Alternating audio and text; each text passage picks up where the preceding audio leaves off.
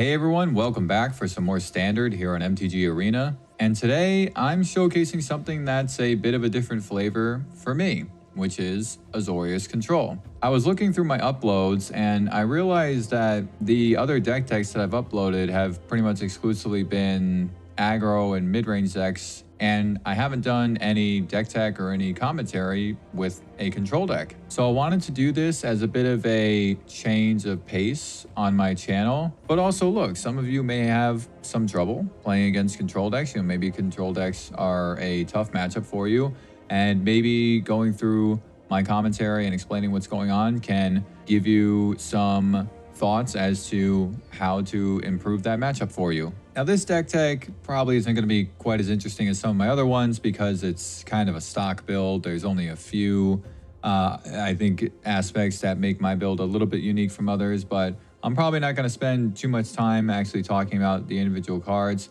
But I do want to point out a few things that I think are a bit interesting and also possibly important things to consider. So let me start getting into the details here. I think that for any Azorius Control list, the immediate 4 ofs that you should have are Get Lost and No More Lies. I don't think there's any reason to not run 4 copies of each of these cards. I have 3 copies of Seam Rip. There are definitely other lists that might run only 2 in the main. I've seen a few lists that don't run any, which I think is ridiculous. I definitely think you want to at least have a few copies of Seam Rip in the main, because with the standard meta being a lot faster right now, a lot of decks are comboing off by turn 4, and then as a result, decks that aren't looking to combo but get a bit more aggressive, they have to play a lot more 1-drops, a lot more 2-drops, and all those things. There are just so many permanents that are less than 2 mana hitting the battlefield in these matchups. So I definitely think Seam Rip is a must include in the main deck. Another spell that used to be a pretty consistent 4 of was 3 Steps Ahead, but now a lot of lists, including mine, have gone down to having only 3. And I think this makes sense. You know, again, 3 Steps Ahead is a great card, not only countering a spell, but drawing and discarding, and then also creating a token of a creature, that's a copy of a creature you control. It's all really good stuff. But the bottom line is, it's just a little too slow. 3 mana for a counter spell, is essentially cancel, is just a little slow in the current meta. And the fact that that's like all it gives you if you tap it for 3 mana, it's not that good. So I do think 3 copies is a little bit better. And then I did include an 8th counter spell. This is one thing that's kind of different with my deck list, because I'm using a counter spell that it feels like everybody's overlooking. Normally these lists will run Essence Scatter, because Essence Scatter is good. It can counter any creature spell. But I'm running a copy of Spectral Interference. I really don't know why more people are not playing this card. You not only get to counter a creature, but you could also counter an artifact. So both of those are really important in the current meta, and it's unless the controller pays 4. Well, unless you're going up a VV Cauldron deck and they already have VV up to a certain power and they can just pay the mana, right? It's unlikely that your opponent's going to be able to pay 4. So really, I don't understand why more deck lists are not running this card. This feels like a counterspell that's being overlooked. It could even go into mere mid-range. You could even throw in a copy in like Jeskai Artifacts or Azorius Artifacts if you wanted to do that. You could throw a copy of this in the Jeskai Control deck as well, alongside the Dispelling Exhales, because you may not always be able to behold a dragon. I'm just not sure why people are overlooking this counterspell. I think it's really good. So I'm running 1 copy of that in here. I have 3 copies of Day of Judgment. This is actually getting pretty stock for most Azorius Control lists. It's just so important to have that board wipe 4 mana and not have to wait any longer, because again, these decks are popping off by turn 4. And you're going to need that board wipe. So I have 3 copies of Day of Judgments, and then I'm also running a copy of Ultima. Ultima is still a really good board wipe. If you go up against an artifact deck, you not only kill all the creatures, but you kill everything else essentially on your opponent's board. But it also prevents death triggers from happening or anything like that, because it just ends the turn. Then, like any control deck, I have multiple card draw spells here, and this is where you can kind of have a little flexibility as to what you want to do. I think Consult the Star Charts is the better draw spell compared to Stock Up, even though Stock Up is really good. But I think just the fact that Consult the Star Charts gets better later on in the game, as long as you can stabilize, this thing just carries your momentum so far into the late game. There are a lot of deck lists that run 4 Consults and 4 Stock Ups. I really don't think you want to do that, because again, these decks are very fast, and you need to be a little bit interactive. You know, you can't just be having multiple card draw spells in your hand. That's not going to help you. You need to actually have things that interact with your opponent's stuff. So I think that this ratio 4 and 3 is pretty good, and then also 2 copies of Meringue. This is basically also card draw, you know, with the coil and catch. This ratio feels pretty good, but you can play with this a little. You could have 3 consults, 3 stock ups, 4 consults, 2 stock ups. The thing with running consult and Meringue though is that Meringue, the coil and catch, basically is another copy of consult. So this is basically running 6 copies of 4 mana draw spells, which is a little bit sus, admittedly. But there is something I want to say about Meringue, which is that this dragon I actually think is not quite as strong as it used to be. With so many of these decks just having such a big board presence, you know, if they can combo off or if they're just curving out, and even if you're interacting, you know, then they can rebuild. It used to be that you have this 6/7 flyer, you return 2 things to your opponent's hand, and then that's it. The game's pretty much over because now you're just hitting for 6 in the air. I don't think that's the case anymore. And not only that, a lot of these permanents that are being played in these decks, they have ETB effects. So if you bounce them back to your opponent's hand, I mean, sure, they may not be on the board anymore, and maybe it is a weaker creature, or it's just an enchantment or whatever, but they're going to get that ETB trigger again. So I don't know. I feel like Meringue River Regent is not as strong as it used to be, and I think there's an argument to be made that you just run 1 copy in the main deck. 2 copies of Beza. This card is really important because it's one of the few ways that you actually gain life in this deck, and there's a good chance you might be behind in life. Azorius Control lists of the past, they usually had spells that would allow you to gain life, and there would be multiples of them. Maybe there was a lifelink creature, or maybe it was just a spell that when it was cast and when it did something, it would also gain you some life. That's not really the case in the current standard. Beza really is it. This is how you gain your life back. So this card is very important. You definitely want at least 2 copies of this in your main. The most powerful card, essentially the way that you win games, is Elspeth. This is easily the most powerful, most important card in Azorius Control, because this is how you win. You are responding to your opponent's stuff, and then you eventually find the Elspeth lands, and now you're just gonna win the game, hopefully. I will say though, the timing of Elspeth is very important. You don't want to be too early, you don't want to be too late. You don't want to play her into a potential counter spell or a potential removal spell. Ideally, you play her and you can hold up something else to respond with in some way. Or there's also the potential of playing her and playing an impended Overlord of the Mistmoors alongside it. And, you know, Overlord of the Mistmoors I think is still really good, but it's also a little bit weaker now than it used to be. Again, decks are really fast, and paying 4 mana for just 2 insect tokens is kind of like, not that great when your opponent's got like 4 creatures on the battlefield, right? But it at least does potentially buy you some time. The impending will sit underneath the sweeper, so you can just make the insect tokens and then wipe the board and then wait a few more turns, and then your Overlord is online. Also, these insect tokens, having only 1 toughness, there's a lot of trample in the standard format right now. You know, Teamer Battlecrier can get some trample if they get the Sure Shot. Then you got Mono Green, that's got trample. Simic Stompy, that's got trample. And that 1 toughness against all these tramples ain't gonna do nothing. So, but that being said, I am running 2 copies of Overlord because alongside Elspeth, this to me is the primary win condition. You know, especially if you have an Elspeth on a field, if you hard cast Overlord, now you got the 6/6 and 4 insect tokens, that's it. The game's definitely over. The mana base has improved slightly, even though we don't have Hollowed Fountain yet.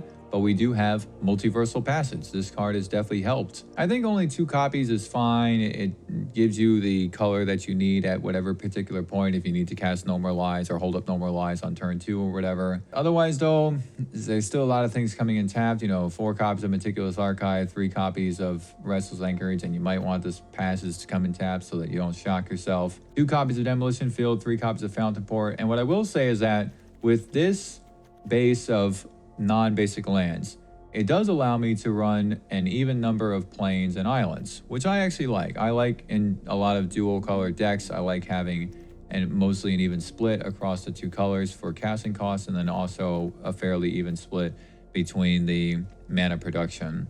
I'll move on to what is arguably the most important aspect of any Azorius Control, which is the sideboard. 2 copies of Annul. These are really good because they not only hit artifacts but also enchantments. I have a copy of Disdainful Stroke in here. This is where other deck lists might not have this. They might have an Essence Scatter. They might have a different counter spell. But I like the Disdainful Stroke. Again, turn 4 is a very important turn in a lot of these matchups. And just being able to hard counter and that big turn 4 play, I think it really does make a difference. Flash Freeze, this is this is really important. You got Temur Battlecry, Mono Green, Simic Stumpy, Mono Red, right? All these decks that run red and green spells. So definitely a copy of Flash Freeze is pretty good. A copy of Negate, this is good in the mirror match. It's also good against artifact decks. 2 copies of Tidebinder, these are really good. Tidebinder is just really strong in the current meta. No reason to not have this in a deck if you're running blue. Well, I guess with the exception of Izzet Cauldron, that deck doesn't really need Tidebinder, and Izzet Prowess doesn't really either. But this card is pretty decent in the mirror match. It will stop the trigger off of Beza. It will stop Elspeth. It can even stop the Impended Overlord from making insect tokens. But also, Tidebinder is really good in a lot of matchups just when you're on the draw. If you win your first game and then you're on the draw, so now you're going to be a little bit behind, this gives you another way to respond on turn 3 other than like just a stock up or trying to hold up a get lost or whatever. And now you may be able to save, well, certainly tapping out with a stock up might not be that good, right? But you can save your get lost. 2 copies of Authority. These really help against aggressive decks. I think there's no reason to not run a couple copies of these. So not every deck list does. Sometimes they'll run like Elspeth Smite or something like that. But I like the Authority. It is another way to gain life alongside the Beza, which again is pretty important. There are limited ways for Azorius Control to gain life right now. There is a copy of Devout Decree in here, but honestly, I've had this in this deck list for a bit of a while now, but I think it's not really that great. A really good target for this is actually Ketchermos, because Ketchermos has Indestructible. So all these spells that can remove creatures and stuff is not going to work on Ketchermos. This will exile it. Obviously, it also exiles Vivi, any other red card. It exiles Kaido, any other black card, and stuff like that. And there is the added benefit of being able to scry, but I don't know, the fact that it's a sorcery and it's only, it's a targeted thing, black or red. I don't know. I've been a little bit disappointed with the Devout Decree in the current state of the meta. And this is where I think I would actually prefer to have a 4th copy of Seam Rip. 2 copies of Rest in Peace. These are, honestly, these feel just necessary if you're playing Azorius Control. So many decks using the graveyard.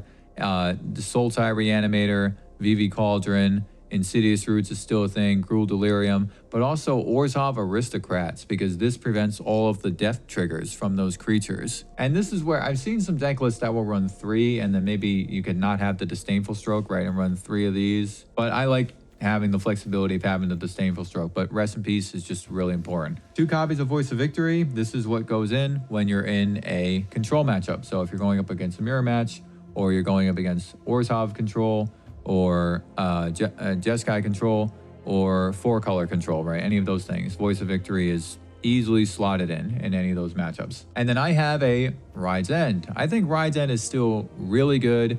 And this is kind of my 8th removal spell, possibly, because I have the Seam Rip and the Get Lost. This is a total of 7, and then Ride's End can be the 8th one. I think this works pretty well. I think having Ride's End as the potential 8th removal spell is pretty good. You get to exile something. It's great against aggressive decks.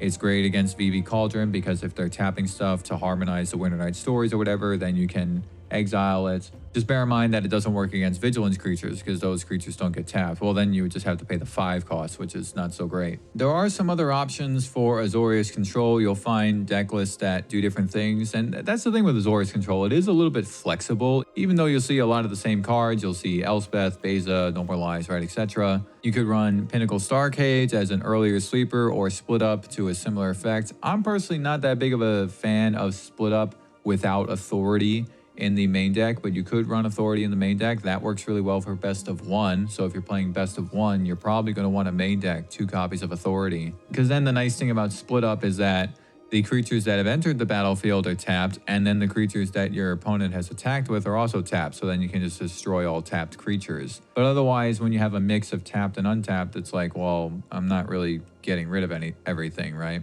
So those are a couple options, but also you'll find a number of deck lists that are running the Horned Lock Whale. I'm not running the Whale because I gotta be honest, I think that card is a bit overrated. It does potentially provide you another piece of early game interaction, because you can spend 2 mana for the adventure spell, and now you get to effectively get something off the battlefield, your opponent has to put it on top or bottom of their library. But aside from that, when you cast the whale side, you're paying 6 mana for this creature that doesn't really do anything. It just sits there on the battlefield, and if your opponent plays a 1/1 blocker, then they can block that whale. So I don't know. I think the whale is, really don't think it's that good. I think there are better options.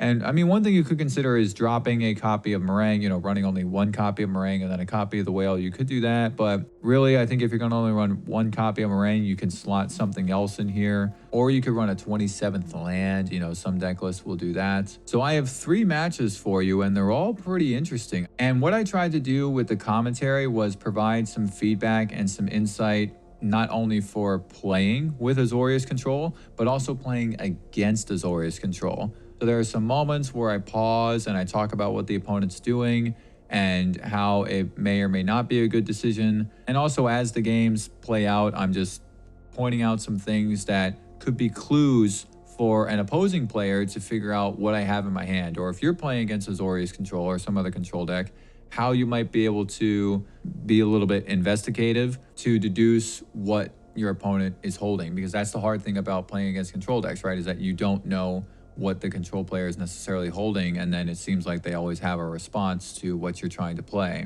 There are definitely a lot of tricks and things that you can do. There are inferences that you can make to guide you in your decision making against a control player so that you make them react to something, but then you're able to still build pressure from beyond that point. One little caveat here is that in the first match, I actually didn't realize that I didn't have the game audio on. So you'll have to excuse me. There's no game audio for the first match, but I have it for the other matches. Again, 3 really interesting matchups. So let's move on to the gameplay. I hope you all enjoy. All right, here's my opening hand for the first game of the first match. This is a little sus, I guess is the best way that I can say it, because I really don't have much I can do here for the first few turns, and I'm on the draw. So hopefully my opponent is not playing a super fast deck. And with them starting with a shadowy backstreet, it seems like they're not. So I got it's a little bit to my favor, right? That they're not off to a strong start, because really this opening hand wasn't that great. I didn't really have anything I could do early on, but it's one of those hands where it doesn't feel bad enough to mulligan, but it's not quite ideal at the same time. So my opponent starts with an Optimistic Scavenger, and then they play a Spiteful Hexmage. Hey, haven't we seen this setup before? This is something that I am extremely familiar with. So it's pretty cool. My opponent's playing a most likely some kind of Orzhov Pixie-based mid-range deck, and starting with my primary 1-drops that I play in this version of in my version of the deck. So pretty cool to see something familiar here. And my opponent missed a land drop, so somewhat fortunate to me. The unfortunate thing for me though is that I don't have a second white source to be able to cast Day of Judgment. So that's why I'm stocking up here. I really want to find another white source. And these are actually pretty decent options, even though it's a bunch of lands. I have an Ultima that I could potentially take, but it seems a little, I already have 2 Day of Judgments. I wasn't sure if I wanted another board wipe, right? So definitely felt better to just take the lands, and I can just play that Multiversal Passage untapped if I need to. So I had to decide what to discard, and I ended up going with the Overlord of the Mistmoors. I wasn't sure about playing that when I have the board wipes in my hand instead. So if I just play the insect, if I play the impending and my insect tokens, they just end up getting wiped anyway. Another Spiteful Hexmage comes down, and this is something that, again, is very familiar to me. I'm not sure if Salmon watched my Orzhov Pixie video. I think it's unlikely, but it's possible. Hey, so Salmon, if you have watched my video, thank you for watching. But I want to actually pause here, because I think this player is falling into a bit of a trap that can be kind of common when you're going against control players. And there are a few tricks you can use to help you deduce what the control player might be holding. Because the hardest aspect about going up against a control player is that they seem to always have an answer to your stuff, and you're not sure what answer they have. And if you play something, then you're just playing right into their answers, right? You're just playing right into their stuff. So the primary tools for a control player to control the game are counter spells, removal spells, card draw effects, and board wipes. For this particular game, I didn't play anything for the first couple of turns. And then the only thing I played on turn 3 was a stock up. So I've used my card draw spell. There was also no stick while my opponent was playing their stuff during the first couple of turns of the game. So two things can be inferred from this. One is that it probably means I don't have a get lost, because if I did, there would have been a stick somewhere when one of those creatures entered. And two is that I probably don't have a no more lies either, because there would have been a stick upon casting one of the spells. So from my opponent's perspective, I don't have get lost and I don't have no more lies. I might not even have a counter spell at all, because I didn't hold up mana for 3 steps ahead. I instead tapped out completely to play a stock up. It turns out that I do have a 3 steps ahead in my hand, but from my opponent's perspective, it may seem like I don't have that because I didn't hold up mana for it. And I seemingly don't have a seam rip either, because I might have played it on the optimistic scavenger earlier on. So let's start connecting the dots and putting things in perspective. Seemingly, I don't have a seam rip, I don't have a no more lies, I don't have a get lost, and all I did on turn 3 was tap out for a stock up. So if that's the case, why would I have kept my opening hand? Because I didn't mulligan, and my opponent knows that. Why would any control player keep their opening hand if it seems like it's missing all of these crucial components? It must mean that they have something. They have something that they can respond with. And the only thing that makes sense is a board wipe, and specifically probably a Day of Judgment, because Ultima would be too slow because it's 5 mana, and Day of Judgment is 4 mana. And it's true, I have 2 of them in my hand, so I was just being patient. And if your control player is not doing anything early on in the first couple of turns, it probably doesn't necessarily mean that you have the upper hand. It probably just means that they're just being a little patient, and they're going to play a Day of Judgment, they're going to play a Beza, something to that effect. So from that deduction, you don't want to overcommit on your board, because it's all going to go away when I play Day of Judgment, right?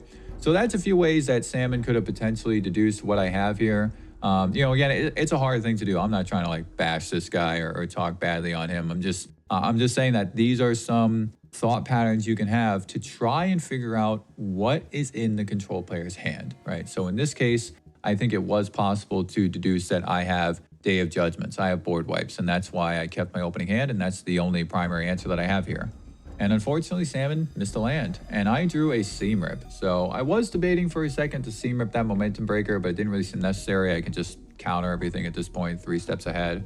So I'm down to 7 life, but now I have taken control, right? I have the upper hand in this game now, seemingly. So my opponent didn't play anything.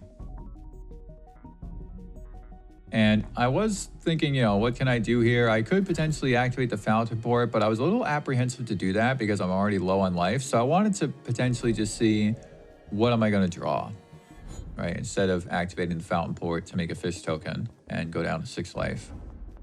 So I drew a Meticulous Archive, which is not bad. I can see what's on top of my deck and figure out how to proceed. It's a No More Lies, which is certainly not bad since my opponent only has 3 mana. At this point in the game, typically if you're playing a land every turn, then you might want to put that No More Lies in the graveyard because it might just not be useful anymore, especially against a deck that plays a lot of cheap spells like this one. But I'm lucky my opponent is missing land drops. So my opponent plays Cosmic Grand Zenith. I am absolutely just going to counter that and draw cards.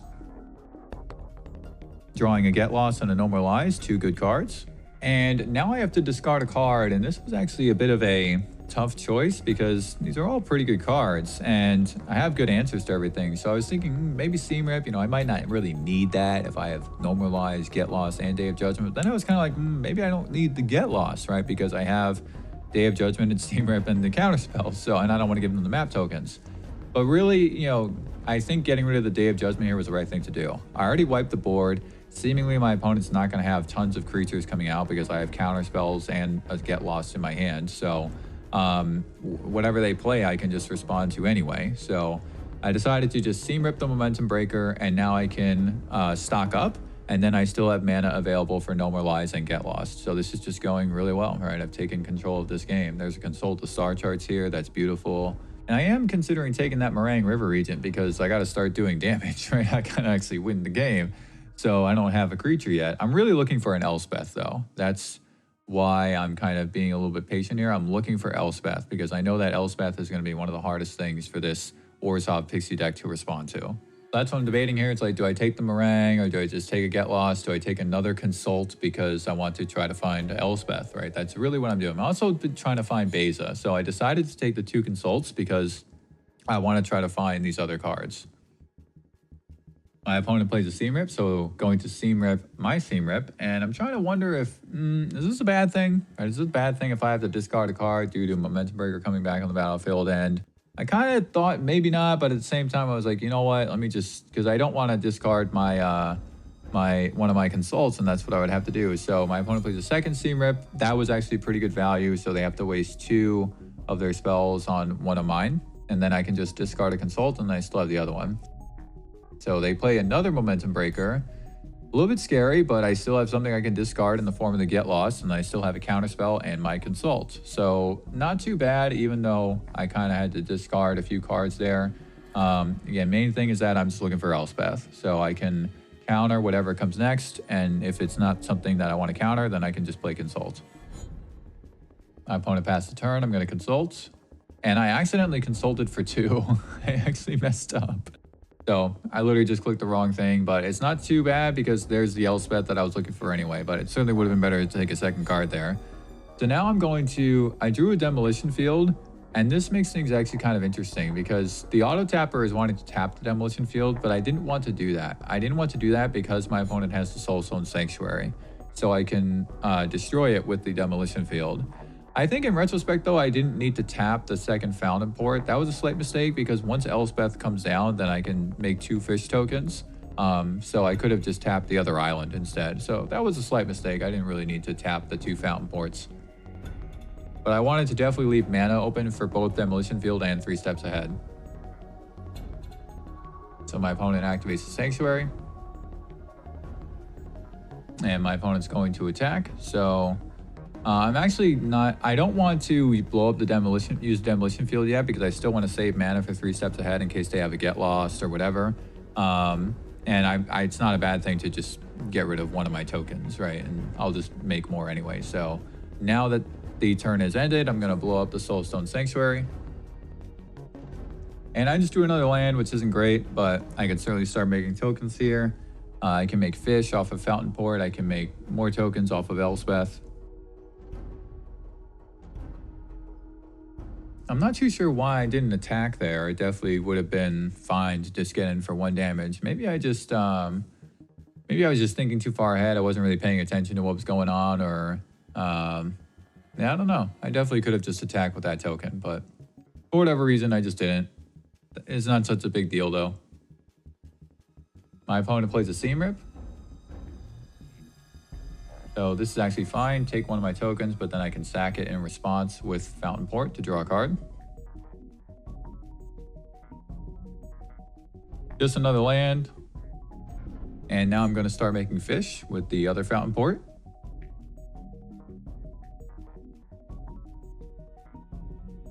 I drew a Get Lost, which is certainly not bad. Get in with a team. And there's no real need to do the 0 ability on Elspeth yet. I can keep expanding the board. You know, I'll make 2 more of these tokens, and then I'll also make 2 more fish. And then I can consider zeroing, because the Pixie deck doesn't really have big sweepers or anything like that, so I don't really have to worry about expanding my board. Opponent just passes a turn. I'm going to make some more fish. And then so now my opponent is at 16 life, right? And I have 8 creatures. So seemingly if I use Elspeth's 0 ability, then it's going to be lethal. But it's actually not, because my opponent has 2 Momentum Breakers. So my opponent is at 6 speed. They can gain a total of 6 life off of both Momentum Breakers and go up to 22.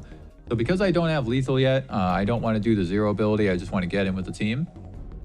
And then keep expanding the board by making some more tokens.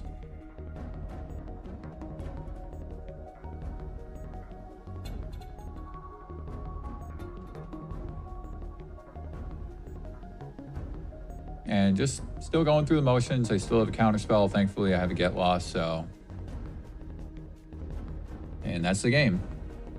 So really, I think Salmon just playing into that board wipe was the primary detriment. And otherwise, I did a good job being patient with the game and using the things that I had. I think really only a couple mistakes there, missing the kicker effect on Consult the Star Charts, and then not attacking with that token when I could have. So decided to take out Ultima. I think that makes sense. Now I'm on the draw again, and Ultima is a little bit slow. You know, I did find one in that game, but really, it's better to have early action against this deck, so certainly putting in a copy of a Null. I really want to try to fit both copies of a Null in this deck. Meringue River region is certainly slow, and not only that, so many creatures have enter the battlefield effects that it's not really a good idea to bounce creatures back to their hand, or bounce permanents to their hand for that matter, because they have so many ETB effects. So one copy of Meringue, mostly for coil and catch, right? But no need to have a second copy. Elspeth is going to be the primary win condition, and potentially Overlord if I can get the actual Overlord going and attacking with the 6/6. Just considering what else to put in, it feels like Tidebinder might be a good option, but Tidebinder only hits the creatures. It doesn't really hit the enchantment. It does prevent the enchantments from the ETB trigger happening, but those aren't really so bad if my opponent just plays the enchantment by itself. It's bad if they keep bouncing stuff over and over again and having the effect trigger more than once. But I wasn't too sure about the Tidebinder. It would hit Cosmic Grain Zenith and prevent that from happening. It would hit Optimistic Scavenger, prevent that from happening, right? But it felt like this is not such a bad choice for now. I do think I could have made room for those Tiebinders, though. I could have taken out a Consult, maybe, put in a Tiebinder. But as it is, you know, certainly the two Nulls hopefully make a difference here. Here's my opening hand for the second game, and this isn't that great. You know, it's seemingly having 3 counter spells is amazing, right? But that's not really true because I'm on the draw. So my opponent's going to get off to a fast start here. And because I don't have a Day of Judgment, a sweeper like I did the last game, now I might fall behind. You know, I don't really have too much early action here, and I have to wait until my opponent's third turn to be able to respond. So, you know, I don't have a Seam Rip for this Optimistic Scavenger. Another No More Lies on top certainly isn't that great. Probably just going to put this in the graveyard, right? So really 3 counter spells in opening hand is not that great. I probably should have mulliganed, actually. I'm not really sure why I kept it. I guess I just felt like, yeah, you know, I have... Maybe if they don't get off to a strong start, I'm going to be fine, which is true, to be fair. You know, if my opponent doesn't get off to a strong start, then having 3 counter spells is not bad. But as it is, I think I should just mulligan this hand.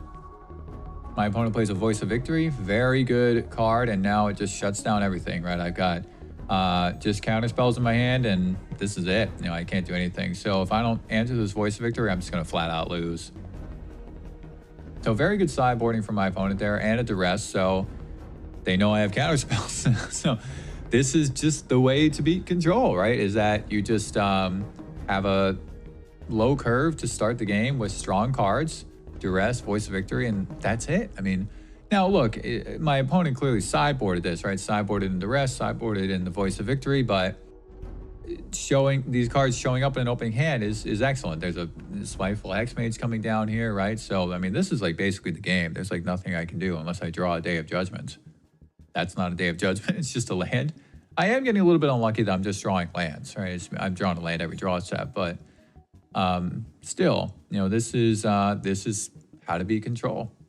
There's an Unholy Annex now. Like this is it. This game is just over, right?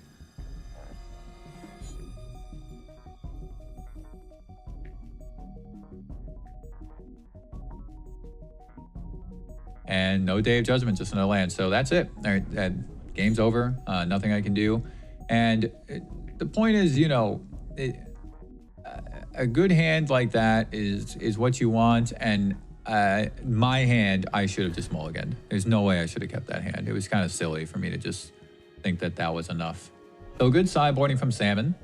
Again, I'm not sure if Salmon has seen my Orzhov Pixie video, but it seems very familiar with the Annex and the Scavenger and the Hexmage and the Duress and the Voice of Victories from the sideboard. So if you have Watts at Salmon, then I'm glad you checked it out. And I actually tried looking Salmon up because it's Salmon TV. So I tried looking up on Twitch, didn't find anybody. Tried looking on YouTube, didn't find anybody. So I'm not sure where Salmon actually is. Maybe it's like Facebook Live or something. But I wanted to try to link the a stream in, or whatever it is, or page in the description. I couldn't find it, so. This opening hand is much better. I have my primary win condition in Elspeth. I have a Seam Rip. I have counter spell, and I have a draw spell. This is just excellent, right? Much better than my last opening hand. Discarding Sheltered by Ghost was a good choice because don't really need that at this point in the game, especially when I have so many things in my opening hand here to answer stuff. Salmon plays a Momentum Breaker. I am debating countering this. I really am. At the same time, though, I have a land that I can discard, and then I can Seam Rip the Momentum Breaker and then still hold up Normalize, so that's also what I'm considering. But discarding Sheltered by Ghost was a good idea. That spell is better later on in the game, after I've used some stuff in my hand, and I might not be able to answer it as easily, and then you can get rid of like my Elspeth or my Beza, whatever it is, right? So certainly going to Seam Rip the Momentum Breaker, and then I can hold up Normalize. And I drew in a null as well, which is excellent. Another Momentum Breaker, so this is something I definitely want to counter because bouncing Momentum Breaker over and over is a very scary thing for a control player. So Salmon's got a Duress, which is also really good. And the smart choice is to get rid of Stock Up. So let's see if Salmon makes a smart choice, and Salmon did. So good on Salmon. That is the right thing to do. When you look at a control player's hand and they don't have a lot of cards, you need to get rid of the Consult the Star charts or the Stock Up or whatever and just play around the other stuff because you don't want them to be able to refresh their hand. So that was the right thing to do. Now it seems like Salmon didn't have anything to play there. Salmon decides to play a Sun Pearl Kieran, which I'm not really sure why. Why on upkeep?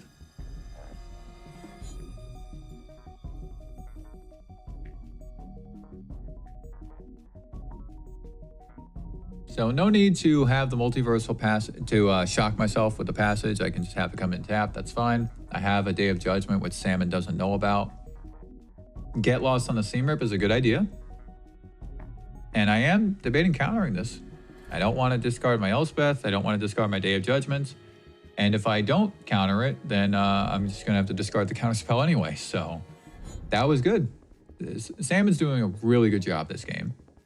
Really good, applying just enough pressure. Now there's a Voice of Victory, right? And a Spiteful Hexmage. But the thing is that I'm not sure about playing that Spiteful Hexmage because there's no good target to put the roll token on. You could save that Spiteful Hexmage for when you play Cosmic Grand Zenith, double spell. Also, Salmon doesn't know that I have the Day of Judgment here. I'm certainly going to do it to get those creatures off the field, but see, and then look at that, top decking a Cosmic Grand Zenith. So can you imagine if Salmon had waited and then played the Cosmic Grand Zenith alongside the Spiteful Hexmage? The board would be huge. Now, I probably wouldn't have Day of Judgment, though. Probably not. I probably would have waited. I could have waited because I might have just played Elspeth, actually, and then just made some blockers.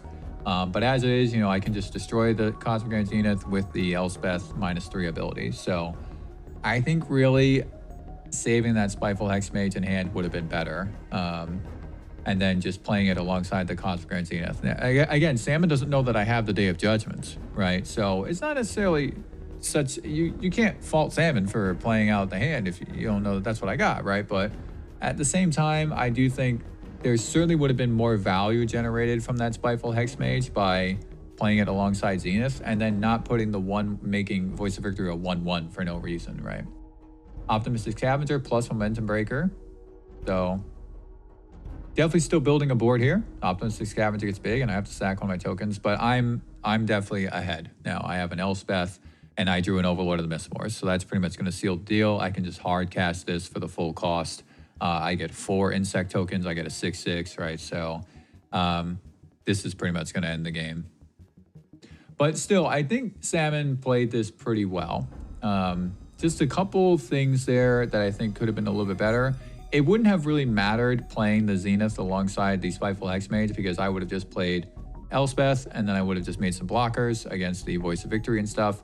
And then I would have just Day of Judgment anyway. So Salmon doesn't know that, but that still would have been the better thing to hold the Spiteful Hexmage.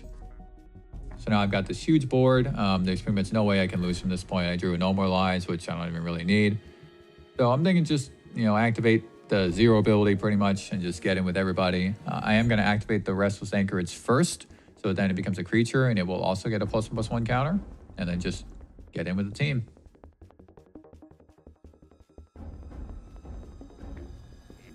So that's going to end the game. GG Salmon, I'm sorry I couldn't find your link to your page or whatever, but hopefully this match gave some insight right into playing against Control.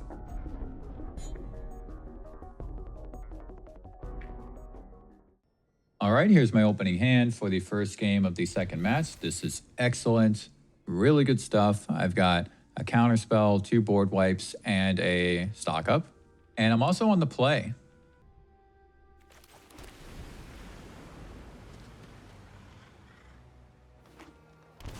My opponent plays a Hemosimic Might, so this is clearly some kind of aggro deck.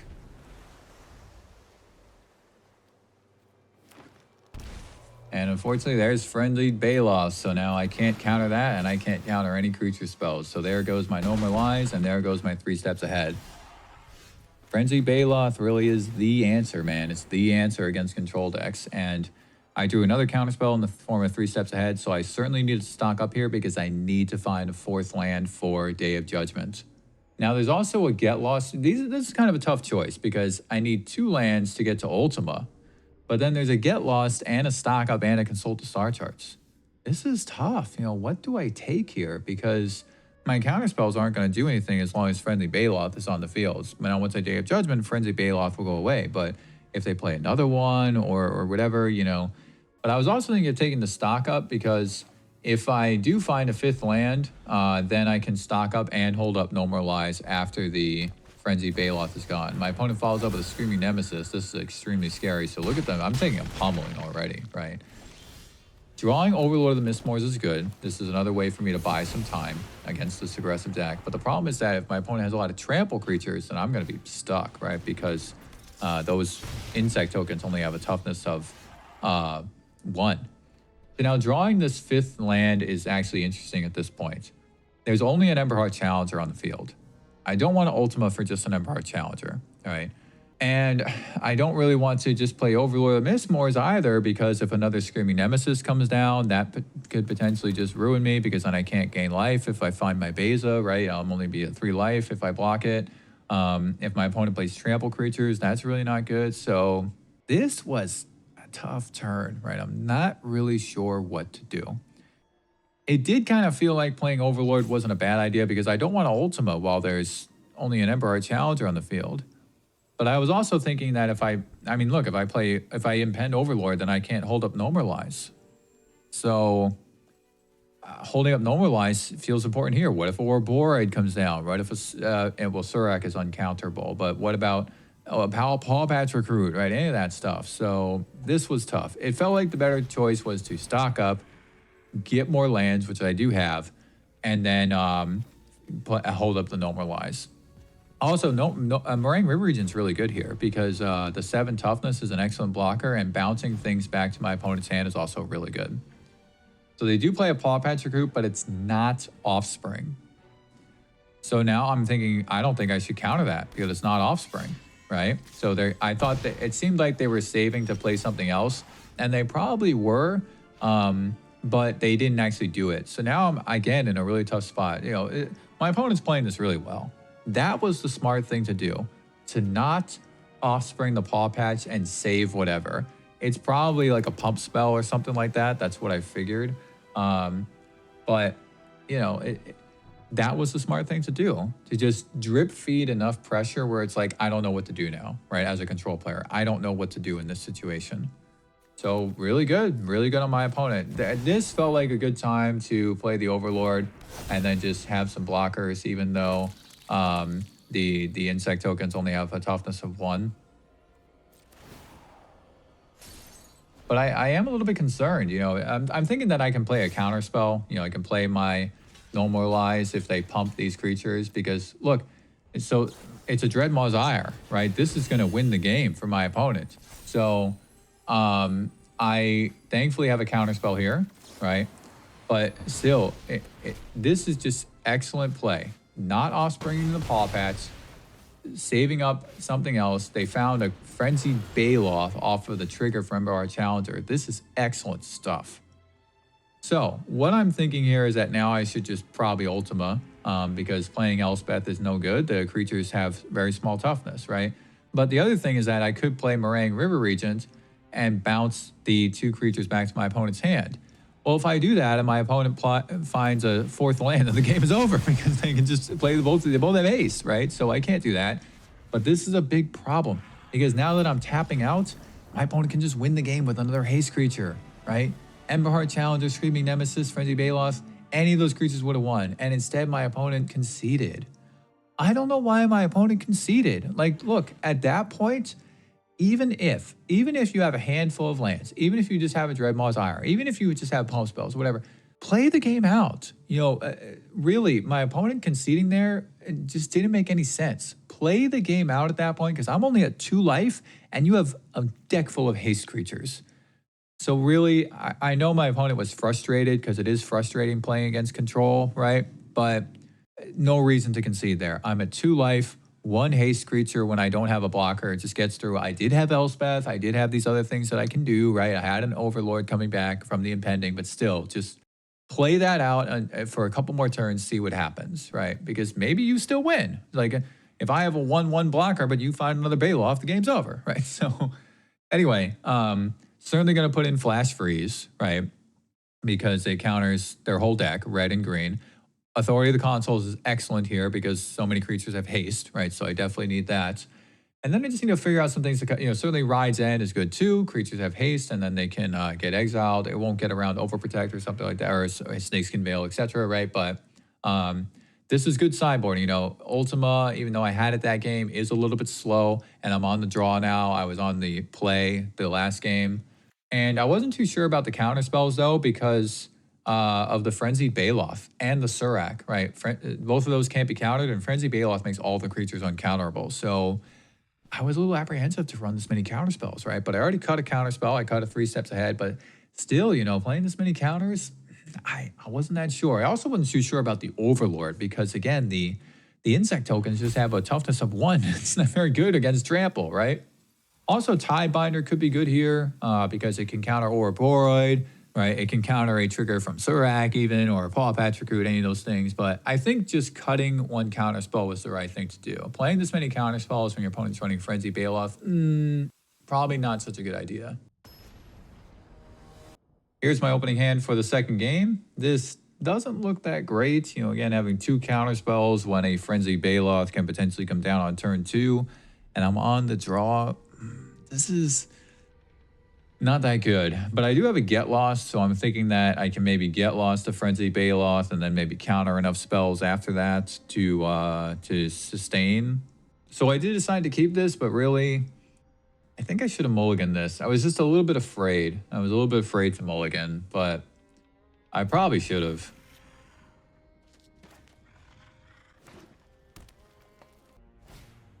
My opponent starts with a Paw Patch.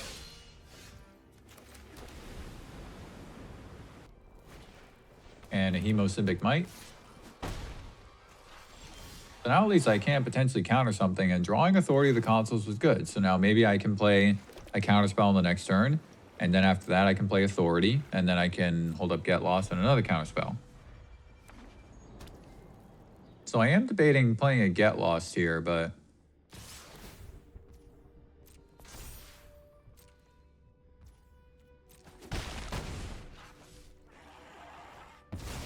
and my opponent plots a Slick Shot Show-Off. So, you saw there was a stick while my opponent was in combat. I actually didn't really notice, believe it or not. I wasn't really paying attention.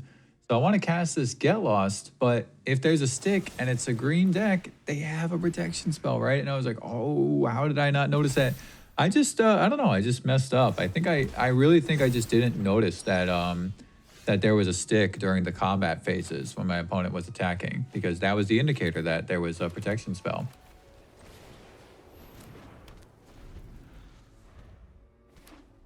So Slick Shot Show Off comes down. I can't counter it, but I at least have the authority up, so Slick Shot can't attack right now.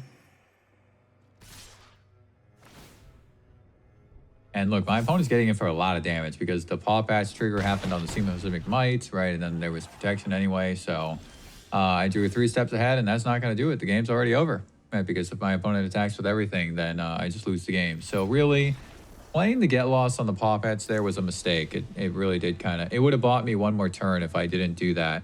And I just didn't notice the stick, right? So a bit of a mistake there on my part, but hey, that's what happens sometimes when you're on the play. Or I'm sorry, when you're on the draw as a control player.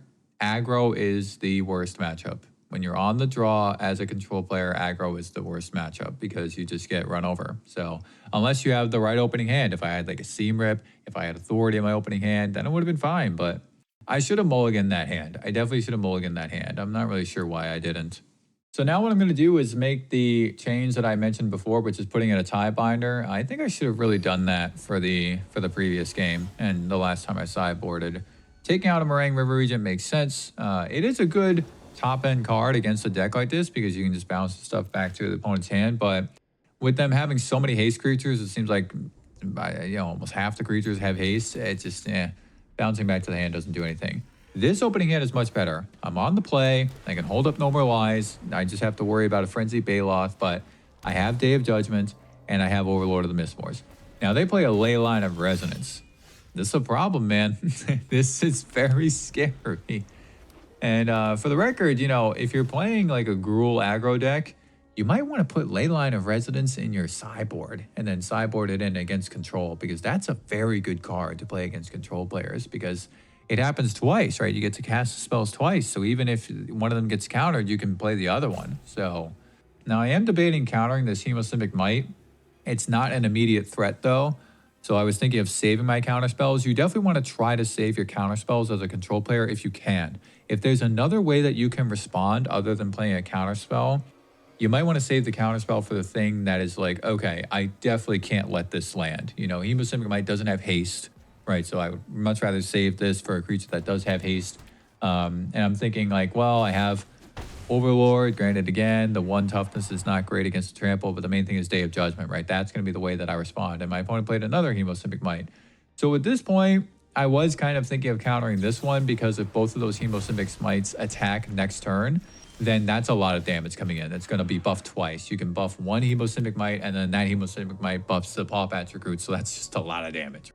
So I can play this Multiversal Passage tapped. I don't need to shock myself. And then I have Get Lost, Normalize, Day of Judgment, Overlord, and Mistmores. This is all pretty good stuff. I am debating playing this Get Lost, though, on the Leyline of Resonance. And I'm debating doing it now, because if my opponent plays a Pump spell next turn on Hemosimic Might, then this is going to be an absurd amount of damage. If it's like Giant Growth, then it's +4 on the Paw Patch, but then you get another Giant Growth, so then that's +7 on the Paw Patch. That is insane amounts of damage, right? So I wanted to get rid of the Leyline because I have Day of Judgment in hand. So my point, but look at that, Giant Growth. It was Giant Growth. I was right. That's exactly what I was thinking. The game would be over. I would have lost. I literally would have lost if that Leyline of Resonance stayed on the battlefield. So now I can Day of Judgment, clear the board. That Leyline, man, if I didn't have the answer, I lost the game. So that's really a good card that I think that you should sideboard in as a Gruul player, So I have 2 counter spells now. I'm looking pretty good as long as my opponent doesn't play the Frenzy Baloth. But if they play a Frenzy Baloth, I can block with the Restless Anchorage in the worst case. So nothing happening yet. I drew another Restless Anchorage, leaves much to be desired. I would rather have drawn an untapped land there. Then I could play the Overlord and have 2 blockers and then also hold up a counter spell. So as it is, I just have to wait. I just have to be patient. Really good play from my opponent, though, on the other side, even though I had the answer. And they decided to scoop. So again, preemptive scoop, man. Like, don't give up. Don't give up when you're playing against a control player, man. Have a little bit of patience. Have a little bit of guts. Hang in there a little bit. All right, so here's my opening hand for the first game of the 3rd match. Looks absolutely terrible. Pretty much all lands and 2 bases. That's definitely not going to do it. This hand is better, and I can get rid of the Meringue River Regent because Consult the Star Charts is also a draw spell, like Coil and Catch, but Consult the Star Charts is just better. Drawing another Consult the Star Charts it's not too bad because then I can keep digging through my deck, right, since I'm down a card.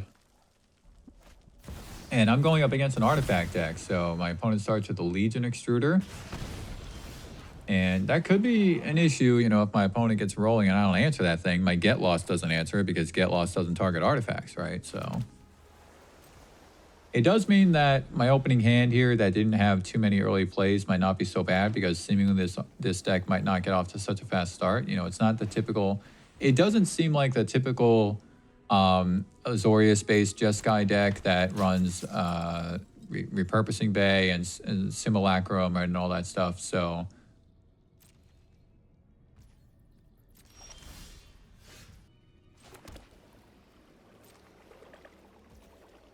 can certainly just play patient here, just pass on the turn. And I do want my opponent to do some damage to me, because then I can play Beza and gain some life. I'm already down in life, but, you know, still, you want to be a little bit behind on some stuff before you play Beza, so then you get the most value from Beza. So I actually want them to try to play another creature here if possible. And they didn't do it. So without them playing another creature, I'm definitely thinking might not be a good time to play Beza. Just gaining 4 life off of Beza is not super good value.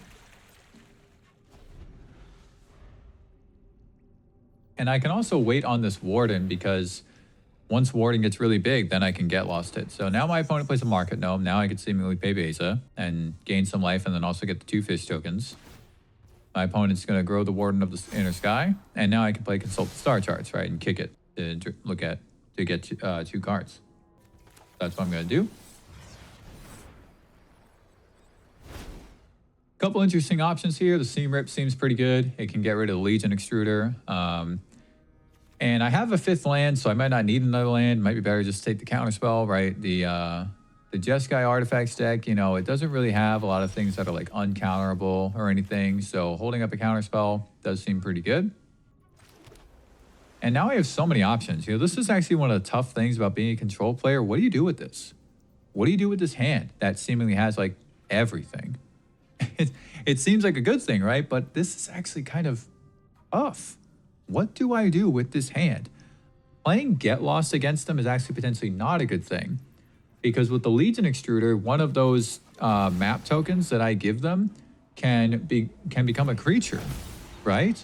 So if I play Get Lost to get rid of the Warden of the In-Sky, that might not be a good thing. But I also don't have 3 white sources, so I can't play Beza and Seam Rip. Seam Rip is the answer to the Legion Extruder. So now if I give them the map tokens, it might not be so bad. If they play another Legion Extruder, that's a problem, right? And all this stuff. So I have to be very careful, right? I think playing Beza in that case was a good option. I think that was a good thing to do. Just gain life, get on the board. I still have Seam Rip for the Legion Extruder. But then my opponent did play a Tezzeret. So if I had held up the 3 steps ahead, I would have been able to counter that Tezzeret. So it's tough, man. And this is one of the things about being a control player is, you know, what is the right thing to do when you have so many options. I think my choice there of gaining the 4 life, playing the basic, getting the 2 fish tokens, that was good. But I was a little bit limited by the fact that I only had 2 white sources, and I have a Get Lost, and I have seemingly, you know, what do I Get Lost? The Warden of the Inner Sky, and then the Legion Extruder starts making tokens out of that. As it is now, I'm still in a tough spot. I can certainly Get Lost Tezzeret, which I'm probably going to have to do, and then I can Seam Rip the Legion Extruder. But I can also Seam Rip the Duskgrove's Reliquary and get back my Beza. Now, I'm not going to do that now because Beza wouldn't really do anything. It's the same amount of life as my opponent. I have more cards, and I have more lands, and I have more creatures. So I want to at least gain some life off of Beza when Beza comes back. So again, I'm faced with a tough choice here. What do I do? Do I hold up counter magic? Do I Get Lost? Do I Seam Rip? You know, I at least have the Day of Judgment, which I might not really need at this point. You know, I might end up having more creatures than my opponent. If I can get the Beza back, I can start making fish off of the Fountain Port, right? It does seem like Get Losting the Tezzeret is necessary, because otherwise they're just going to keep finding Duskgrove's Reliquaries. They're going to keep finding whatever they want to get. And if I Get Lost the Tezzeret, then I'm probably going to have to get rid of that Legion Extruder, because otherwise those map tokens are going to become guys. They're going to become 3/3 golems. So unfortunately, they're more targets to also pump up the Warden. This is a tough matchup. You know, even though it's a mid-range deck and seemingly controls player and control decks are good against mid-range deck. This is a very tough matchup for me right now. It does seem like the right play. Get Lost to Tezzeret, Seam Rip the Legion Extruder. And then I can potentially even Seam Rip the Warden of the Inner Sky later. I can Get Lost the Warden of the Inner Sky later, right? And all this stuff. So, Seam Rip the Legion Extruder.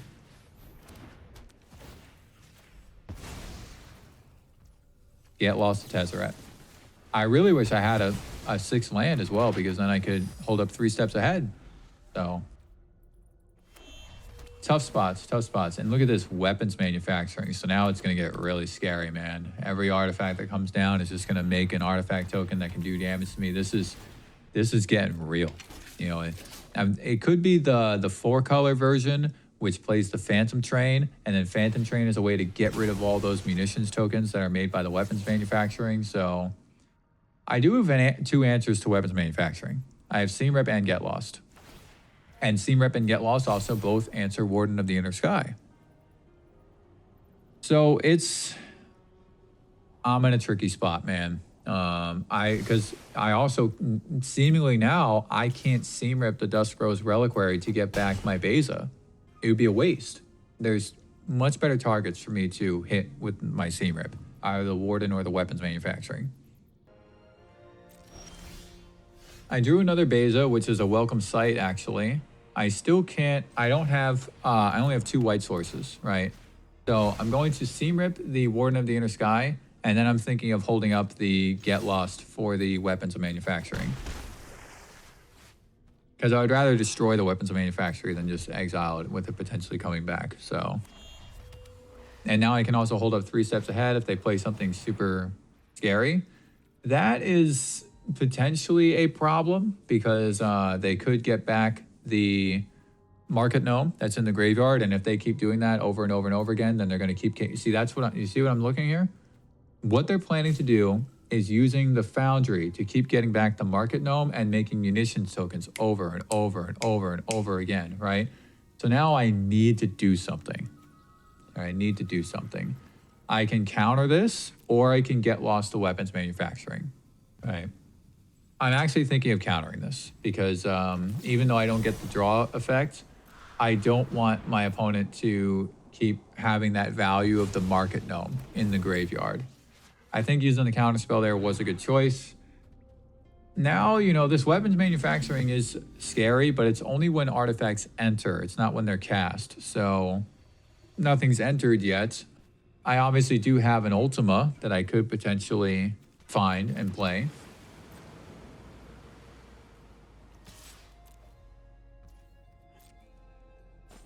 And you notice how I only attacked with 1 fish there? Do you see why? Why did I only attack with 1 fish? It's because I have Beza in my hand. So if I attack with both fish, we're at the same life total. So now if I play Beza next turn, because I have a 3rd white source, then I can gain 4 life. So that's why I attacked with only 1 fish. I can consult the star charts here. Thankfully, nothing scary entered. I don't have to destroy the weapons manufacturing right now. And this is a good find. You know, seemingly another Get Lost, that might not provide that much value, but I can take another Consult the Star Charts. I can take a land. That's pretty good stuff.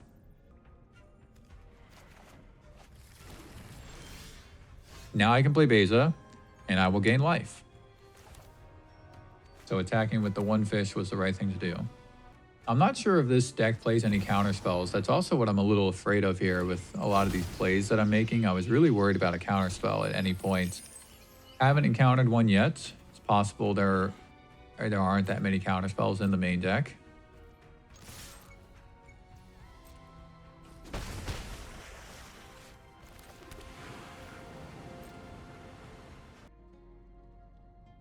And my opponent's going to Torch the Tower, Beza, and do 2 more damage with the munitions token. So that was good. Good play from my opponent.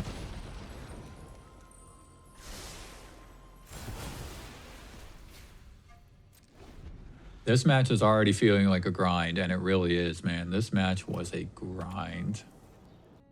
Nothing happening yet on my opponent's side. Drawing No More Lies is not good. You know, my opponent's has too much mana, so that No More Lies isn't really going to do anything.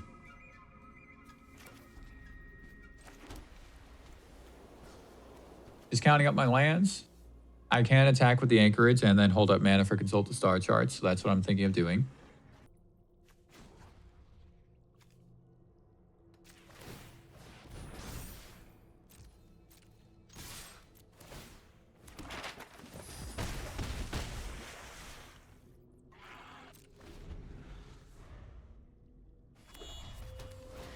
My opponent plays a Clockwork Percussionist.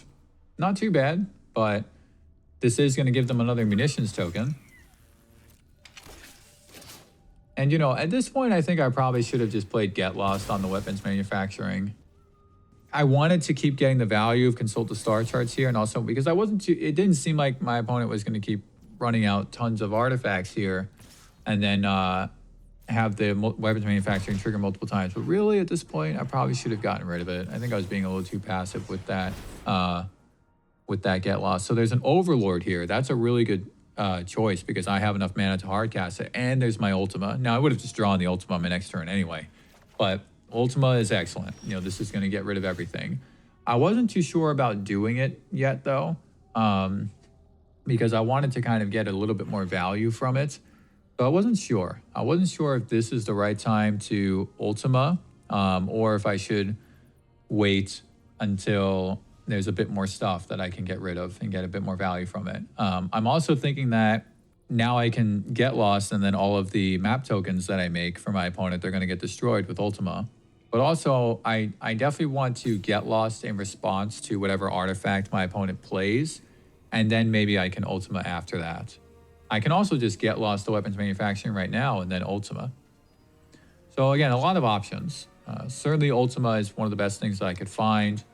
And then I have 2 Overlords, right? I'm going to be able to take this game over once I do the board wipe, seemingly.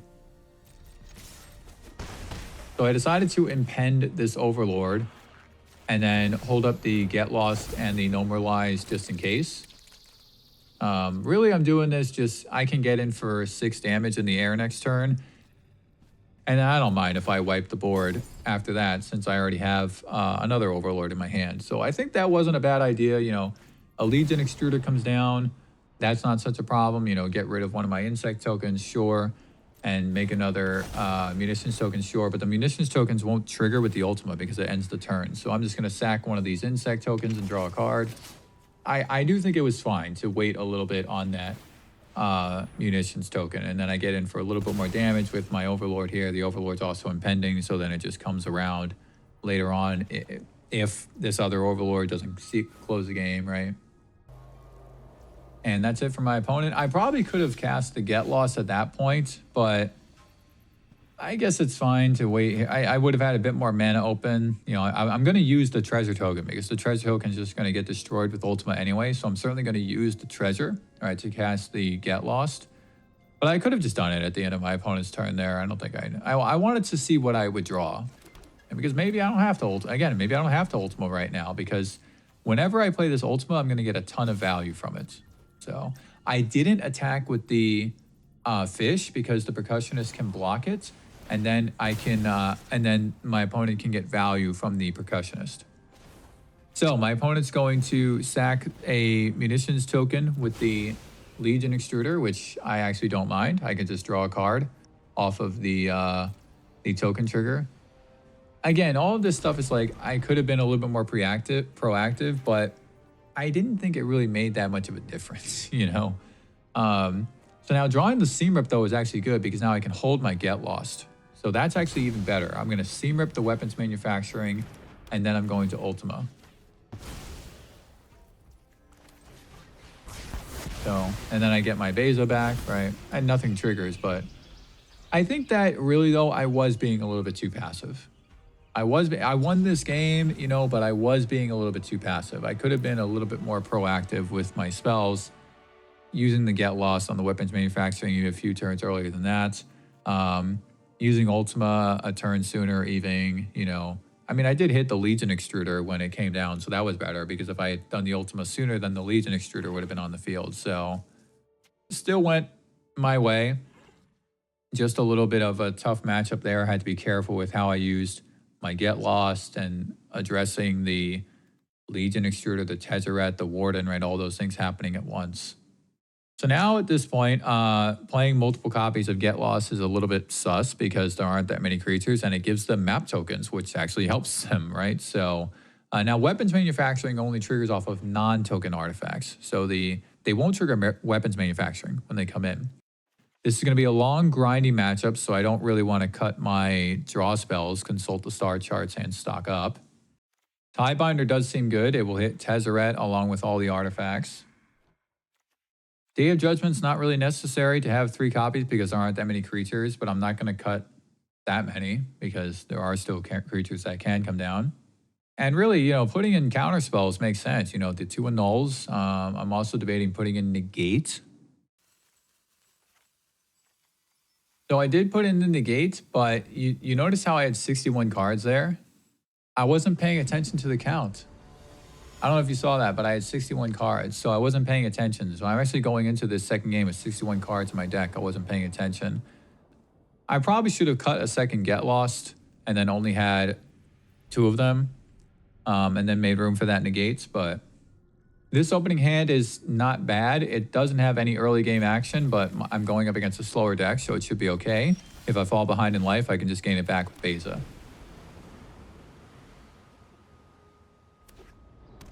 There's a weapons manufacturing already, so here we go, right? This is gonna start happening. So consult the char charts. This is not bad.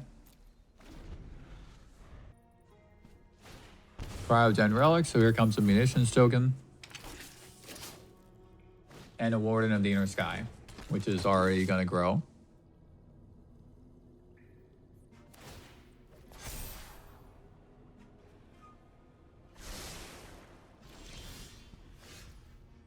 Slow start to the game here, but it is what it is. I also do have Ultima. That's another reason why I kept this opening hand is I have Ultima. Ultima is the best answer. Ultima is the ultimate answer to this deck.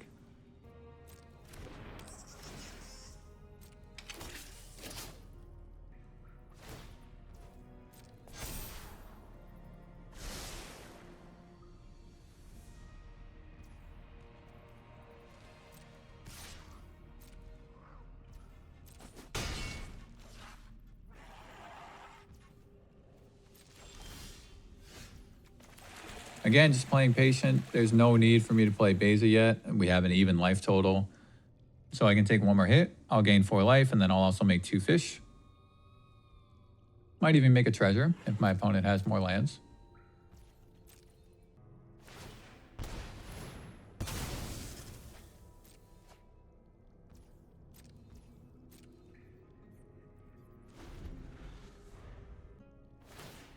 Growing the Warden still. Now, the only problem with playing Beza is that I'm not going to have a blocker for Warden. It has flying now. So I actually am debating playing Ultima next turn.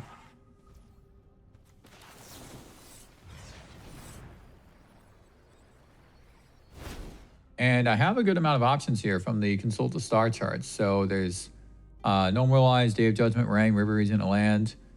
It doesn't really seem like I need the land necessarily, but I'm also thinking I want to keep hitting my land drops against this deck in a grindy matchup.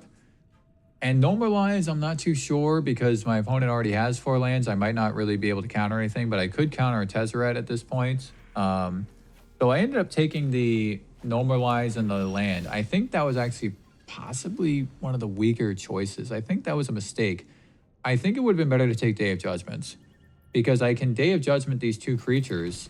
I want to Ultima because then everything goes away and none of the triggers happen, but I think I could have saved that Ultima, you know, for when there's more things on the field that I can hit. Because right now, if I Ultima, my opponent can rebuild and reset. So I don't know. I think it would have been better to take the Day of Judgment. The Day of Judgment and possibly the Normalize, probably the Meringue River Regent. You know, I have a 3 steps ahead to be able to counter stuff. And really taking the land is, I don't know why I did that. That was not good, taking that land. So my opponent plays a Demand Answers. I did debate doing something here, but it's just not worth it. You know, it's just not worth it to just prevent your opponent from drawing 2 cards.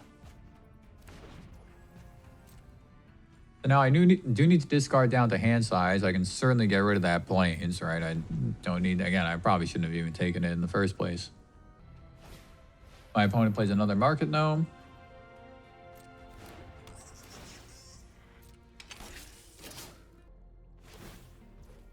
And this Warden's going to keep growing. Again, I do have Beza.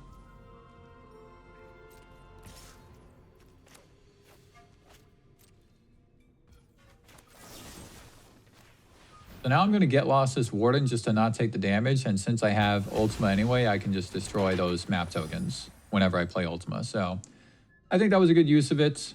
I do still have counter magic for Tezzeret, if Tezzeret happens. My opponent's going to map on the Market Gnome.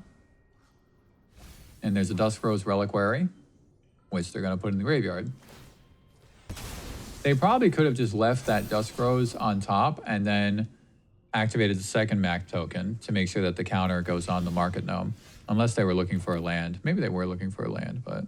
So I drew a Tidebinder, and with my opponent showing Disdainful Stroke on top, it felt like I needed to Ultima.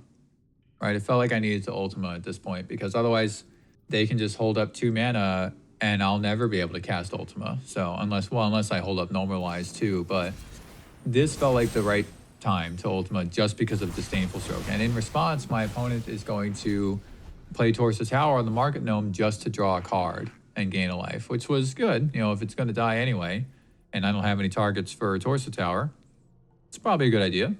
And now look, my opponent has more cards in hand than I do. Pinnacle Emissary. No counterspell for that. And that's it. That's all my opponent has. They're saving Disdainful Stroke. So I drew an Elspeth. I can't do it. I can't play Beza. You know, all these things are just going to get countered. So I can't really do anything.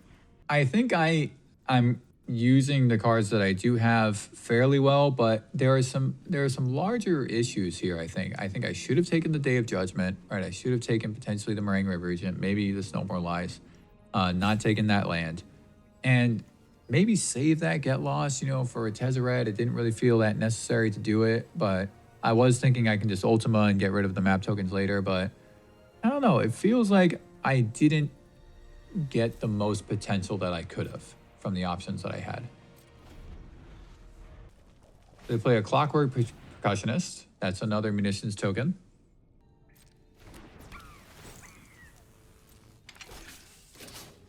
And then they play a Legion Extruder. So I have 2 options. I can counter it, or I can play Tidebinder when it enters and prevent and turn off the Legion Extruder. So seemingly, if I turn off the Legion Extruder, that's actually pretty good, because then they can't use the 2 mana activated ability to make a Golem token, right? And I wanted to potentially save the Normalize for other stuff, like the Pinnacle Emissary. That would be a good target for Normalize. Tezzeret again. Obviously, all these things could be with Tidebinder as well, but it felt like I wanted to save the counterspell, right? So I'm going to play the Tidebinder, but once this Tidebinder hits the battlefield, right? So the weapons manufacturing triggers, right? And I counter Legion. I'm going to pause the video right here. Do you see why this is an issue? Why is this a problem? Why is this a problem when I'm doing that? I'm playing the Tidebinder to counter the Legion Extruder ability. What can my opponent do in response? So the Legion Extruder is an activated ability, and since it's an artifact, it can be activated immediately, and my opponent has 2 mana to do it. Well, my opponent has the munitions tokens on the field. So in response to this, when Tidebinder enters, before it is able to counter the triggered ability of Legion Extruder and turn it off, my opponent can activate the Legion Extruder, sack a munitions token, and do 2 damage to any target. And Tidebinder has a toughness of 2. So I horribly messed up. This is a mistake that is so costly, I've seemingly lost the game. Because now the Legion Extruder is on the field, sack the munitions tokens whenever, and keep making golden tokens and doing 2 damage to me. So I should have just countered it with Normalize. I had the answer. I had 2 answers, 3 steps ahead of Normalize. I literally made the worst possible play that I could have. I just didn't see it, you know, and that's on me. I made a mistake and I'm paying the price. I probably lost this game. So I can at least play Beza. I can gain some life, make some fish, but I mean, this game is over. Like, there's no way. I already used my Ultima, right? I have no answer for this Legion Extruder at all. My opponent's going to attack with both creatures. I can't block with Beza because they can just sack a munitions token and make another golem token and then do 2 damage to Beza. I mean, seemingly they're just going to do that anyway. So, and then they can just keep expanding their board, and then Beza can't even attack into it because they can sack another. You see what's going on here? Like, this game is just over. Like, if I block with Beza, Beza dies. If I attack with Beza after they make the next golem, then Beza still dies because they can make they can sack another munitions token, make another golem token, do 2 damage to Beza when the 3/3 blocks. Like, so this is just over. Like, there's nothing I can do.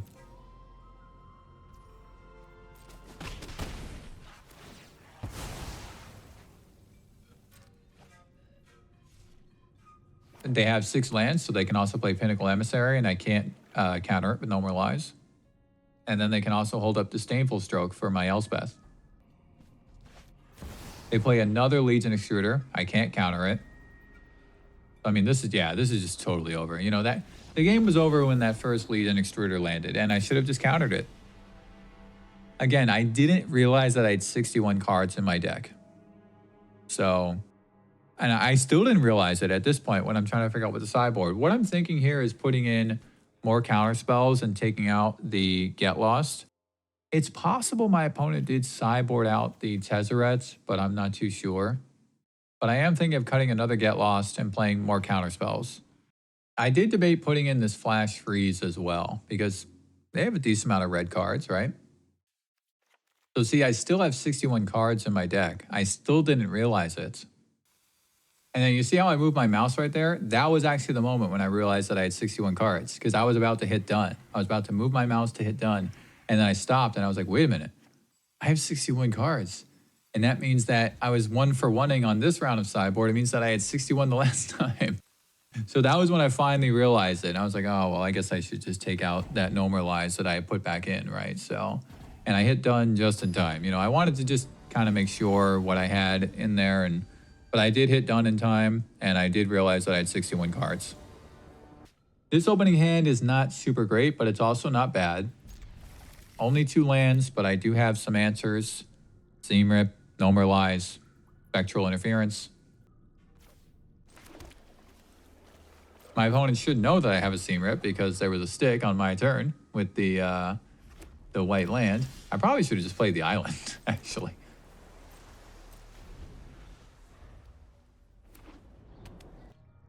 Nothing from my opponent yet. I did draw a 3rd land, the Fountain Port, so looking okay. Demand answers, no need to counter that. So now at this point, though, my opponent should know 2 things if they're paying attention. They should know I have a Seam Rip because there was a stick when I played the Verge on turn 1, and they should know that I have a counterspell because there was a stick when they played Demand Answers. So again, that's another way that you can use the sticks on MTG Arena to figure out what your opponent is holding. Unfortunately, I've missed a land drop 2 turns in a row, so this could be a problem. I did draw in a null, though. A null is good. Counter spells are good in this case, and a null counters like everything in their deck for the most part, everything that's super threatening, except for Tezzeret. 3 steps ahead just to draw cards. Again, no need to counter that. And I'm going to need to discard something. So I don't want to discard Overlord. Overlord could seemingly win me the game against this deck. And I am thinking of getting rid of Meringue, even though it's my 1 draw spell right now. But Meringue isn't that good into this matchup. I probably should have actually sideboarded one of them out because so many of the permanents have ETB effects. So if I bounce something back to my opponent's hand, they replay it, they get that effect again, right? They get that trigger again. So I am thinking of discarding this Meringue. I don't really need to draw cards at this point because I have a handful of cards. Weapons Manufacturing, I am 100% going to counter this. I'm just trying to figure out which counterspell do I want to use. I could also potentially let this land and then use Seam Rip on it. That's another thing that I'm considering. And then counter the next spell that comes down.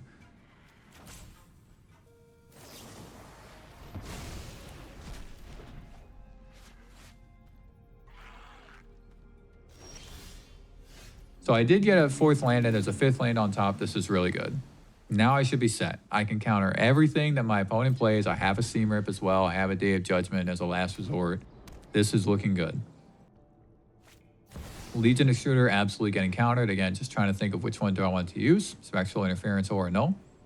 If I use a Null, I can still Spectral Interference after if there's something else that's going to be played. So the reason why I decided to normalize the last turn and Spectral Interference this turn is that my opponent can't pay the mana cost to still cast the spells. So it seemed like a good idea to save up the hard counters like a Null and 3 steps ahead that counter no matter what, and then use the conditional ones while I can before my opponent has too much mana to see. Look, now if I would have normalized something, they would have had enough mana to pay the 3 cost. So I think that was good. I think it was good to use the conditional counter spells first, and now I can just hard counter this weapons manufacturing with 3 steps ahead or a Null, or I can hold up Seam Rip and Seam Rip it, right? I do think I'm using my resources much better this game. So I'm going to annul that because I can still 3 steps ahead something, and then if I need to Seam Rip as well, I can do that on my turn, but I wanted to hold up the 3 steps ahead. So now I can also have mana to make a fish token. This is good. Another good reason to use a Null, and I did draw a 6th land. So this game is going much better. It's going much better than the last one. It was the right call to hold up mana there to make a fish and start applying pressure. And now I have a Restless Anchorage, which could potentially apply more pressure, so this is going well. Pinnacle Emissary, another really good target for 3 steps ahead. I'm also just not sure if my opponent has a counter spell, so I am considering all that stuff as well as I go through this. But they haven't had a counterspell on any of the turns that I've been doing stuff. I don't really need the Day of Judgment at this point since I'm kind of ahead of my opponents. And playing Tezzeret there actually wasn't a good idea, because I can attack Tezzeret with the Anchorage. So I don't think it was a good idea to play Tezzeret there. You can play a blocker in the form of the Market Gnome, but I can just attack with the Anchorage and kill Tezzeret. Now, I'm not going to do that. I'm going to Seam Rip the Market Gnome and then hold up 3 steps ahead again. But that was a mistake, you know, and then I'm going to do 1 damage with... It's not going to kill Tezzeret, but that's the right thing to do, because then I hold up mana. Right, I hold up mana for 3 steps ahead and consult the star charts. On my opponent's turn, I can also potentially make another fish and then have another attacker against Tezzeret. So no matter how you spin it, this Tezzeret is not going to last. So I don't think that was a good play on my opponent's part to play that Tezzeret. Just attack with the fish, get Tezzeret down to 1. I could have attacked with the Anchorage and just gotten rid of Tezzeret, but I just wanted to hold up the mana instead. Nothing yet. And Tezzeret has no plus up ability. You know, he only gets plussed up when you play an artifact, and I would have just countered the artifact anyway if my opponent played one. So now I have a fish that can attack Tezzeret, and then the other fish can attack my opponent directly. And I got a 7th land. So now I can play Overlord, and I can hold up 3 steps ahead. So it really didn't feel like a good time to play that Tezzeret. So I'm not going to hard cast Overlord because I don't want it to get countered. My opponent hasn't played a counter spell yet, but I know that they have Disdainful Stroke.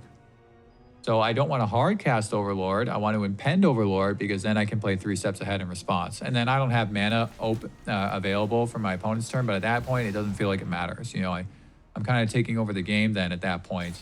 And they do have Disdainful Stroke, so now I'm going to 3 steps ahead in response. So I don't have mana, but now I have Consult the Star Charts and stock up to refresh my hand after my next turn. My opponent has only 1 card left.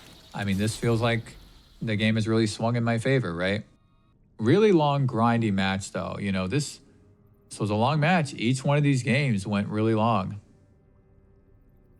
My opponent plays a Foundry. There is a Market Gnome in the graveyard. But it doesn't really matter too much because I have Flying. Right? I can attack with the Insects that have Flying, and I can also attack with the Restless Anchorage, which has Flying. Once that Market Gnome comes back, it's not really going to be too big of a deal. And I can stock up and I can find Elspeth, and Elspeth is just going to seal the deal at this point. And I have a 3 steps ahead, another counter spell, which I can just hold up. So I did a much better job using my resources in this game. Granted, I got a little lucky. I had plenty of counter spells in the beginning. My opponent plays a Halia. Not really too necessary to counter, but at the same time, I have so much momentum. I want to keep the momentum going, so I will only get to counter the spell and not draw cards, but it still seems worth it. Just keep it off the field. And that's it. My opponent scoops. So really interesting matchup against the Jeskai artifacts. And I made that mistake in the second game, but otherwise I think I played this matchup pretty well.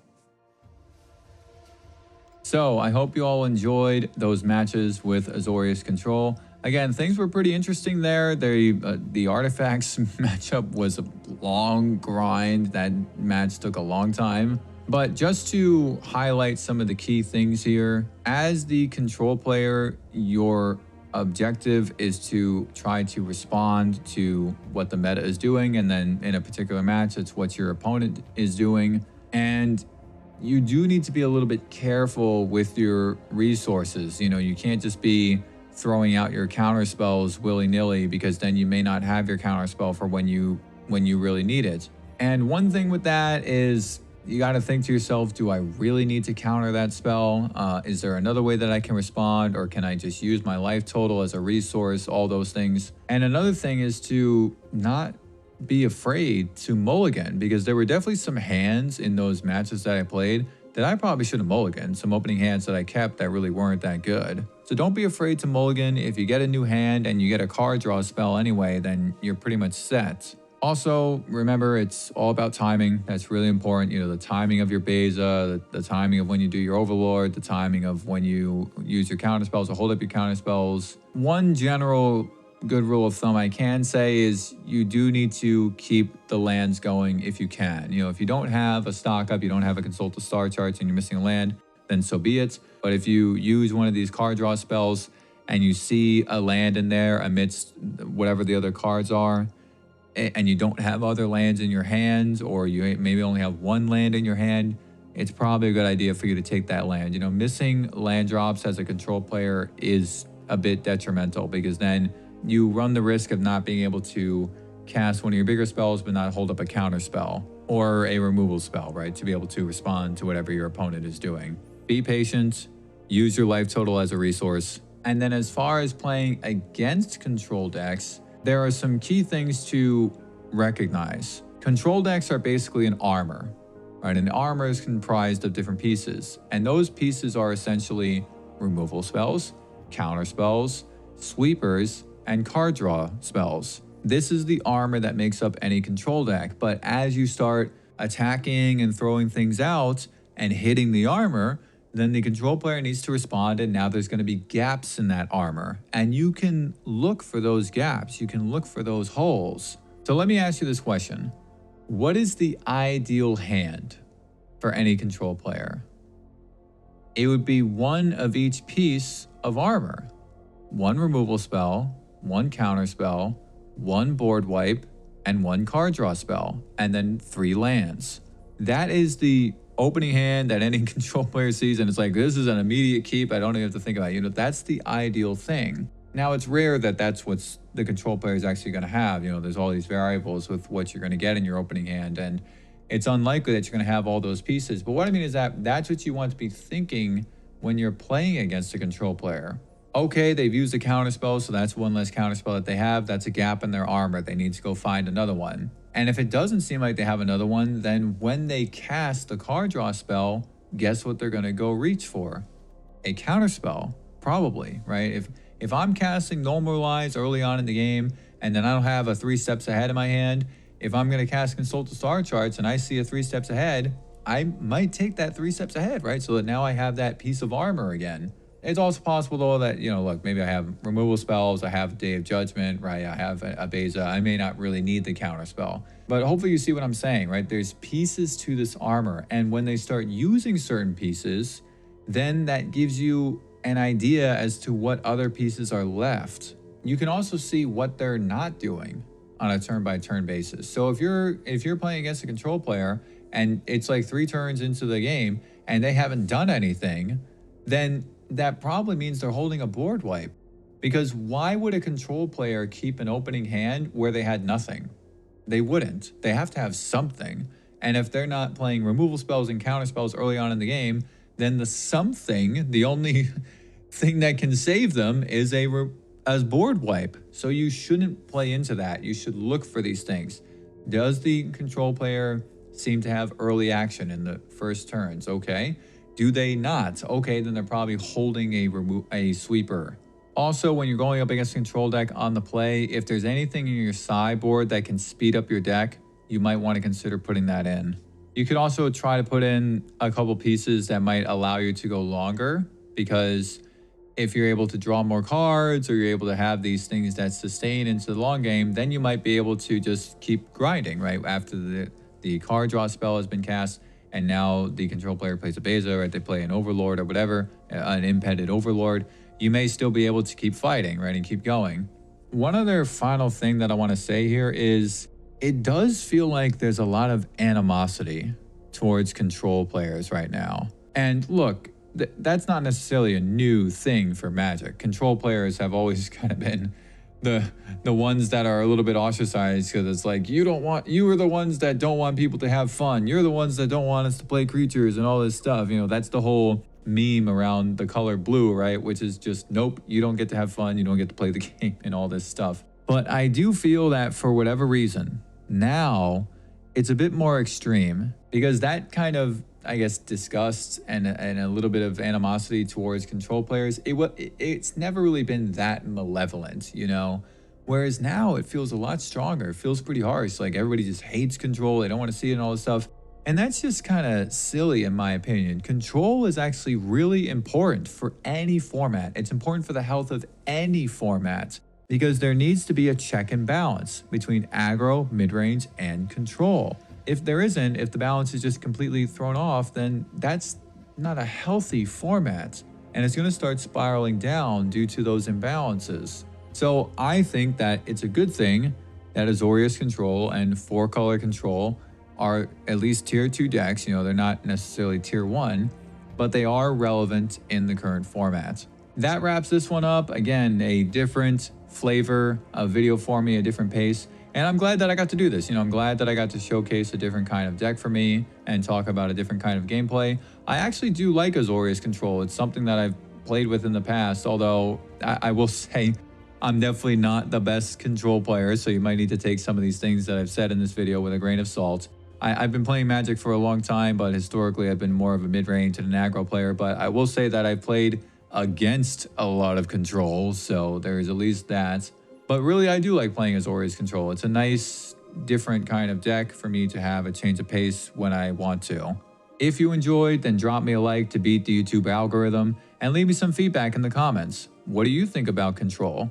Do you have any of your own suggestions for playing or building an Azorius Control deck? Or do you have any insights or tips or anything for playing against control decks? Because look, again, somebody may be having some trouble with that, and they may go down to the comments and then see your comment and then see what you say and then try it out, and it ends up being helpful for them, you know, in addition to what I'm saying in the video. And lastly, if you are a fan of this kind of Magic the Gathering content that gets deep into deck building, gameplay analysis, and other aspects of the game, then subscribe to the channel to see more. Thank you all so much for watching, and I will see you in the next video.